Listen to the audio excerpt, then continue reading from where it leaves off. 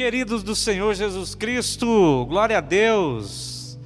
Para cada ato de fé, um ato correspondente, e não poderia ser diferente. Hoje eu vou falar para você qual foi o meu ato correspondente. Nós comentamos aqui do ato de Abel, de Enoque, de Noé, com relação à vida deles e o comprometimento com eles diante de Deus, né? De que Abel, tendo a possibilidade de não fazer o melhor, ele não deixou a oportunidade passar, ele fez. Enoque poderia ter vivido uma vida desgraçosa, arrebentada, né, perdida, mas decidiu nos seus 365 anos de vida nesse mundo viver e servir a Deus. Noé, a mesma situação, né? Ouviu o chamado, praticou a vontade de Deus, e mesmo sendo criticado, virou motivo de chacota. O pessoal tirava muito sarro dele. Lá vai o bobão, ó, o mané que constrói um barco onde não tem rio. Imagina a situação. Ele viveu pela fé, cada um com o seu ato de fé, tá? No Evangelho de Marcos, para nossa meditação, está escrito assim, no capítulo 1, verso de número 16: Enquanto andava à beira do mar da Galileia, Jesus viu Simão e seu irmão André jogavam redes ao mar, pois viviam da pesca. Jesus lhes disse: venham, sigam-me, e eu farei de vocês pescadores de gente. No mesmo instante, deixaram suas redes e o seguiram. Pouco mais adiante, Jesus viu Tiago e João, filhos de Zebedeu, consertando redes num barco. Chamando-os de imediato, e eles também o seguiram, deixando seu pai Zebedeu no barco com os seus empregados. Olha só que maravilha. Eu vou contar para você aqui o meu ato de fé. Você que adquiriu o livro, no capítulo 18, que é a nossa lição de hoje, tem um QR Code aqui exatamente na página de abertura. Vou mostrar para você aqui, capítulo 18, o QR Code na página de abertura. Você vai conseguir ouvir esse testemunho do Bispo Wilson, tá? Se você quiser assim desejar, você vai conseguir ouvir aí o testemunho dele em áudio. E eu vou contar um pouco do meu ato de fé. Na vida todos nós temos sonhos, né? E os sonhos são mais variados. E sonho é uma coisa que não dá para a gente dizer assim, se é louco, se é absurdo, se é bom, se é ruim. Não é. Sonho é sonho, cada um tem o seu. Eu desde criança tinha já um certo apreço por uma questão um tanto interessante. Eu tinha muitos brinquedos ligados à questão do militarismo, bonequinhos, carrinhos e tudo mais. E quando me perguntavam, é claro, o que você vai ser quando crescer, eu não ia ser médico, eu não queria ser jogador de futebol, apesar de que eu pensei, né? Eu tentei jogar futebol, eu tentei correr, eu tentei uma série de coisas, mas o que estava no meu coração mesmo era isso. Porém, a minha condição física me impossibilitava para tal área da vida. Eu não tinha peso, não tinha tamanho, sempre muito pequeno, né? Ninguém vê soldado nanico, né? Soldado de meio quilo por aí. O mais engraçado é que era um sonho, e é difícil, você não consegue brigar com uma pessoa que sonha por algo, mesmo que ela olhe para si mesma e não veja em si que ela tem as condições necessárias, né? As proporções ou as condições que sejam suficientes para poder realizar aquele sonho. Eu era um caso desse. Era um sonho inalcançável, inatingível. Essa é a verdade. Mas a vida é muito interessante. Eu, desde muito pequeno, por causa do meu pai e depois por causa da minha mãe, tive a oportunidade de conhecer um pouco mais a respeito de Cristo, a vida na fé, né? E é por isso que eu vou falar para você aqui sobre o meu ato de fé, o que é mais interessante e importante para essa ministração. Você vai entender uma coisa bem profunda aqui. E eu passei a minha adolescência com muita dificuldade, porque os meus amigos da minha idade sempre eram maiores, eram mais fortes, e eu sempre o menor, o mais fraco. Então, quando eu ia escolher alguém para jogar o futebol e tal, quando ia separar os times, eu era sempre o goleiro ou era o reserva.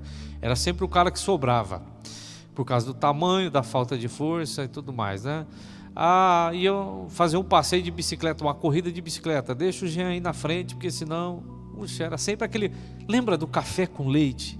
Lembra quando a gente brincava de pega-pega? Eu era o cara, o café com leite. Vai brincar de pega-pega. Já é o café com leite. O que é o cara café com leite? É o cara que não é nem uma coisa nem outra. Ele não é nem Maria, não é nem João. É mais ou menos assim. Você lembra disso, né? Você que é daí da minha idade, só 20 aninhos, né? Lembra do café com leite. Aí a vida foi passando, eu tive uma boa oportunidade. Eu estava aqui contando para os meninos da nossa equipe de gravação, que estão aqui. Eu quero agradecê-los aqui ao vivo. Ao vivo não, né? Não vai ser ao vivo para você, ao vivo é para nós agora. Olha só, né? O Donatan, o Janis e o Rafael que estão aqui conosco, e contando para eles, né, um pouco da minha trajetória. Eu tive boas oportunidades. Eu trabalhei numa empresa estatal do governo do estado, tive boas condições onde eu trabalhei, a possibilidade e algumas outras possibilidades na vida, mas tudo que eu queria era ser soldado. Aí quando eu me alistei, a primeira coisa que eu ouvi no alistamento foi isso: rapaz, você não tem tamanho, não tem peso, esquece. Mas eu era voluntário, então deixaram minha documentação passar. E eu me lembro que teve existia antigamente a pré-seleção, foi feita a pré-seleção aqui em Sumaré, eram 3 dias, e na pré-seleção, quando eu fui passar pelo exame médico, o médico olhou para minha cara e falou assim: rapaz, você não serve nem para... Vocês já entenderam, né? Então, tudo bem. Mas é voluntário, então vai para frente, você é maluco, você vai morrer lá dentro. Passei na pré-seleção. Aí fui, existia a tal da classificação, porque aqui em Campinas, para quem não sabe, existe uma brigada, né? Uma brigada composta por várias outras unidades militares. Tá, então nós temos aqui o batalhão logístico, o batalhão de infantaria blindada, que, ou melhor, voltou a ser blindado agora. Nós temos a polícia do exército, nós temos o quartel de comunicações, assim como a escola lá em cima. Aí eu fui designado para servir na escola. Quando eu cheguei lá também existe mais uma outra pré-seleção antes de você servir. Trâmites todos ali, e a primeira coisa que eu vi: rapaz, você não tem peso, você não tem corpo. Tá bom, para encurtar a história, eu entrei, não morri. Você é testemunha disso, estou vivo aqui. Eu fui para o exército, não morri. Caramba, fiquei lá 4 anos. Eu tive a alegria de entrar e de, claro, sofrer um pouco mais que os outros, que tinham mais corpo, mais força, mais peso que eu, mas no entanto passei pela prova, né? E eu brinco muito com a música, né? Quem me viu na prova e não me ajudou, quando me vê na bênção vai se arrepender. Nada a ver. Só para quebrar o gelo hoje aí. E eu tive uma grande oportunidade. A condição de eu ter trabalhado na estatal me proporcionou uma condição um pouco privilegiada lá dentro. Eu fui trabalhar no comando da nossa companhia. Puxa vida. Do comando da nossa companhia, olha Deus me abençoando, né? E isso, eu não tinha físico, não tinha porte, eu nem podia ser soldado, já era um soldado. Eu tive a oportunidade de trabalhar no comando, e depois, no ano seguinte, eu fui fazer, no mesmo ano que eu entrei, eu já fiz o curso de cabo. E, para minha alegria, na minha QM, na minha qualificação militar, porque nós tínhamos várias qualificações, a qualificação de saúde, material bélico, era saúde, material bélico e intendência. Na minha, que era infantaria, eu fiquei em primeiro lugar. Aí, para você que não entende muito o que é infantaria é o soldado pé de poeira, mano. É o cara que dá a cara a tapa na linha de frente, entendeu? Aquele cara que é o primeiro que vai lá. Caramba, o cara que não tinha peso, não tinha corpo, não tinha... Sim. Curso de cabo, mais de 80 inscritos, nós terminamos em 13. É o número da sorte. Eu falo para você, cara, nasci no dia 13 é o número da sorte. Fiquei em primeiro na minha qualificação militar. Eu sou cabo de formação de infantaria, rapaz. A rainha das armas. Aquilo para mim era a glória. Por quê? Eu sabia que eu só tinha chegado naquela posição porque Deus havia me abençoado. Então, a gente fala de ato de fé. Eu já tinha o conhecimento da palavra, eu tinha envolvimento com as coisas de Deus, mas a vida militar era tudo o que eu queria, era tudo o que eu desejava, era o meu sonho de infância. Eu tive a oportunidade de começar a pregar o evangelho lá dentro. Nós tínhamos um núcleo de evangelismo dentro da escola de cadetes, e era toda quinta-feira. Nós tínhamos uma sala que foi cedida, lá aconteciam cultos, evangelismo, bênção de Deus, meu irmão. Então, não dá para deixar de acreditar que Deus possa realizar ações, que Ele possa colocar você em lugares e situações em que você não tem essas condições para isso. Tá? Eu sou prova viva de que isso é verdade. Eu estou te dando aqui o meu testemunho de fé. o que Deus pediu para mim, o ato correspondente. Bom, eu estava vivendo já o meu milagre, eu fiquei 1 ano trabalhando pelo Exército, visitando as cidades circunvizinhas, quem era da época, né, década de 90 ali, mais especificamente ano de 94, eu trabalhei na comissão de seleção. Eu já trabalhava numa área um pouco mais específica, ou seja, eu tinha um curso que para muitos aí eu vou falar em grego, datilografia, eu era datilógrafo, cara. Eu datilografava certificado de reservista e tudo mais. Eu era o cara chegava lá, licença, Cabo Niclevix, posso entrar na sala do senhor? Tá, o meu documento. Eu era chefe, mano. Coisa era outro nível, né? E eu já vivendo a minha alegria, o meu prazer, outras coisas me acontecendo, eu vivendo, graças a Deus, as bênçãos de Deus, porque o meu salário, nossa, eu ganhava um salário mínimo que descontavam até a água que eu bebia. E já no 2º ano, eu tinha um bom salário, já tinha uma posição privilegiada. Mas no meu 4º ano de serviço militar, e nesse período eu tinha feito, eu contei para algum irmão aqui da igreja outro dia, que eu tinha feito a opção de ser voluntário para servir no Haiti, na força da ONU. Eu estava certo que aquilo era a minha vida, era a minha carreira e era tudo que eu queria. Deus tinha aberto a porta para mim e eu dali não sairia jamais. E no meu 4º ano de serviço militar, eu estava trabalhando, estava dentro da minha seção, e Deus me fez uma proposta. Primeiro ele me perguntou se eu o amava. E quem vai dizer que não ama a Deus, né? É difícil não dizer, não, eu não te amo. Claro que eu amo o Senhor. O Senhor é a razão da minha vida, da minha existência. É mesmo? Então eu gostaria que você entregasse para mim o seu sonho. Aí na hora eu disse, não é Deus que está falando, é o Satanás, né, que está querendo roubar minha paz, minha alegria. Meus amados, mas era Deus. Eu insisti ali, continuei trabalhando como se eu não quisesse nada. E mais uma vez na minha mesa trabalhando, Deus mais uma vez falou comigo. Você me ama? Eu falei, sim, o Senhor sabe que eu te amo. Eu devo muito ao Senhor. Até porque nessa minha idade eu já tinha descoberto algumas coisas que eu tinha vivido e o meu passado que tinha sido um pouco conturbado. E ele falou assim, então entrega o seu sonho como sacrifício para mim. Eu me lembro que me deu um nó na garganta, como eu estou aqui agora. Eu olhei para os meus 5 anos passados, naquele momento. Eu me lembro de cada passo que eu dava em que Deus estava realmente presente ali no meu caminho, e que seria impossível pela minha força e as minhas condições eu ter chegado onde eu cheguei. Eu me levantei da minha mesa, eu fui até a sala do meu comandante. Quando eu falei para ele que Deus havia falado comigo, eu falei exatamente o que Deus tinha conversado comigo. Ele me xingou, falou um monte de coisa, que eu era louco, que eu era um imbecil e tal, que eu tinha que voltar e trabalhar. Eu voltei ali chateado, falei, Deus, o Senhor falou. E aí Deus falou, mas vai lá e fala com ele de novo. Gente, eu fui de novo. Quando eu cheguei na porta, que a gente, existia um procedimento padrão, eu cheguei na porta, capitão, permissão para entrar e tal, e ele já gritou, você vem falar negócio de Deus para mim aqui, que Deus está mandando você ir embora para tua casa, que é para mim dispensar você, você está louco, você está endemoniado, desaparece da minha frente.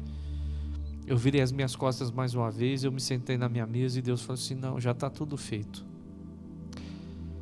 1h30 depois, o então capitão Dornelles entrou na sala que era o escritório que eu trabalhava, dentro da companhia. Ele jogou o documento na minha mesa e falou assim, tá aí o que você queria, quer ir embora? Tchau, pode ir embora, a sua dispensa está aí. Eu me lembro que naquele dia eu glorificava a Deus pelo ato glorioso dele manifesto, mas eu chorava por dentro por estar perdendo algo que era o meu sonho, era a minha vida. Mas eu sabia que Deus tinha um chamado para mim.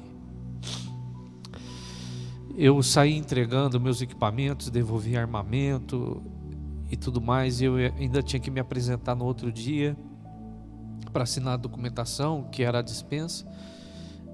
E no outro dia me perguntaram, é exatamente o que você quer? Rapaz, você tem uma uma vida toda pela frente, uma carreira gloriosa, você pode alcançar muitas coisas. É claro, era tudo que eu mais queria na minha vida, mas havia um chamado de Deus para o meu coração. Eu ainda era noivo da pessoa mais abençoada que eu já conheci na minha vida, que é a minha esposa, a mãe das minhas filhas. Eu me lembro que eu fiz uma ligação para ela, falei assim: olha, Deus está me chamando para uma vida, para servi-lo, e eu não sei como é que vai ser, porque eu não sabia, amados, eu não sabia para onde eu ia, se eu teria salário, se eu não teria, como seria minha vida. Ele só havia me chamado: venha. E só para você ter noção da realidade, eu fui, me entreguei, eu ouvi muita coisa a favor, muita coisa desfavorável, e eu trabalhei, depois daquele dia, 4 anos voluntariamente, servindo a Deus, na nossa igreja, na Casa da Bênção de Campinas, por 4 anos, e foi lá que Deus me abençoou, e eu pude me casar, pude constituir uma família, eu vivi coisas extraordinárias nesse tempo, e depois eu fui trazido de volta, graças a Deus, a um lugar onde eu comecei a minha caminhada espiritual, que foi aqui na igreja de Sumaré. Mas para você entender o ato de fé, é incompreensível as coisas que Deus faz e que Ele fala ao nosso coração, é incompreensível.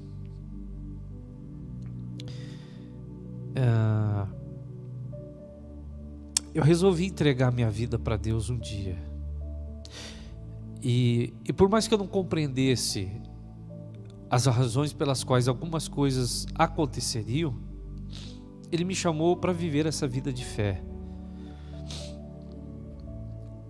Esse ano agora que vem,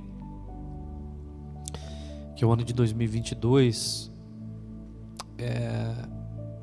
eu completo 30 anos de convertido e 29 anos de vida ministerial. 29. E você não faz ideia de como eu glorifico a Deus de poder estar aqui contando esse testemunho para você. Como Abraão, eu chorei algumas vezes, eu me alegrei, eu sofri, eu perdi muitas coisas, mas ganhei muitas outras que eu nem imaginava. E o que eu tenho para dizer para você é que para cada um de nós existe um ato correspondente, e o meu ato de fé foi dizer: eu te amo. Eu entrego o meu sonho para o Senhor. Então, quando você me ouve, e quando talvez você tenha ouvido falar da minha pessoa, Pastor Jean, da Igreja da Casa da Bênção, bem ou mal, nunca deixe só o que falaram ao meu respeito ser o que entrou pelos seus ouvidos. Eu gostaria muito de conhecer você, de poder compartilhar com você o amor, a fidelidade, a bondade, a misericórdia, a graça desse Deus, de que Ele é fiel. Ele me tirou das fileiras do Exército Brasileiro. Eu tive a oportunidade de colher os frutos de um sacrifício no físico de um homem incapaz, mas Ele me deu forças. E Ele me alistou nesse grande exército, que é o exército que Ele tem sobre a face da terra. As palavras de fé que nós estamos dando para você aqui, não são coisas que eu leio na Bíblia e só digo: faz assim, teoria, sabe? Há muita coisa que nós passamos e vivemos a prática, que os textos que nós lemos, eles corroboram, eles contribuem para alimentar ainda mais, para fortificar ainda mais a realidade do que é viver por fé.